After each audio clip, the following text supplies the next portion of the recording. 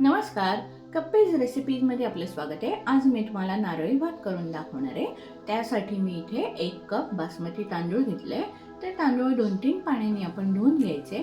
धुवून घेतल्यानंतर तांदूळ बाजूला ठेवायचे। आज मी नारळी भात कुकरमध्ये करणार आहे। त्यासाठी मी आता कुकर घेते। कुकरमध्ये 2 टीस्पून तूप घालायचे आणि तूप वितळल्यानंतर त्यामध्ये मी 4 वेलची टाकते, 4 लवंग टाकते, 1 छोटासा दालचिनीचा तुकडा टाकते, 7-8 काजू घालते, 7-8 मनुका आणि 7-8 बदाम। हे सगळं पूर्ण व्यवस्थित परतून घ्यायचे तुपामध्ये आणि त्यानंतर ते परतून झाल्यानंतर त्यामध्ये आपण घेतलेले तांदूळ घालून परतून घ्यायचे व्यवस्थित। हे पहा, मी तांदूळ व्यवस्थित परतून घेते। त्यानंतर मी त्यामध्ये 1.25 कप पाणी घालणार आहे। मी इथे 1 कपाला 1.25 कप पाणी घालते।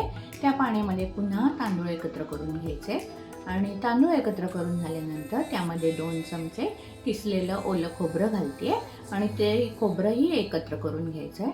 ते खोबरं एकत्र करून झाल्यानंतर त्यामध्ये मी 1 वाटी साखर घालते। साखर पूर्णपणे त्यामध्ये मिक्स करून घ्यायचे। साखर मिक्स करून झाल्यानंतर मी त्यामध्ये 2-3 काड्या केशरच्या घालणार आहे आणि केशर घातल्यानंतर त्यामध्ये मी ऑरेंज फूड कलर घालणार आहे, जेणेकरून आपल्या भाताला छान कलर यायला हवा। हा पहा, मी इथे ऑरेंज फूड कलर घालते। तो ऑरेंज फूड कलर घालून सुद्धा व्यवस्थित परतून घ्यायचा आणि नंतर चिमूटभर मीठ घालायचे आणि कुकरला झाकण लावून 1 शिटी होऊ द्यायची।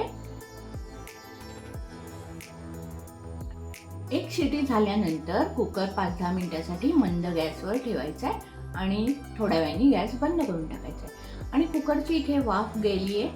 आता बघा, आपण झाकण काढून बघायचं आहे आपला भात कसा झालाय तो। हा पहा, आपला नारळी भात कसा झालाय। वा, किती सुंदर झालाय। मला इथे सुगंधही सुंदर येतोय, छान वास येतोय याला। पहा, असा आपण परतून घ्यायचा आहे आणि पुन्हा सेट होण्यासाठी 5 मिनिटांसाठी आपण झाकण घालून ठेवून देऊया, म्हणजे आपला भात छान सुंदर होईल। हे पहा, मी आता इथे झाकण घालून ठेवते। 5 मिनिटांनी आपण झाकण काढून बघूया। हा पहा, किती सुंदर भात झालाय आपला नारळी भात। नारळी भात रेडी टू सर्व। आपण आता हा भात सर्व करायला घेऊया। नारळी भात मी इथे सर्व केलाय। या भाताला कोणी कोणी केशरी भात म्हणतं, कोणी कोणी साखर भात म्हणतं। अशा वेगवेगळ्या नावाने हा भात लोक करतात।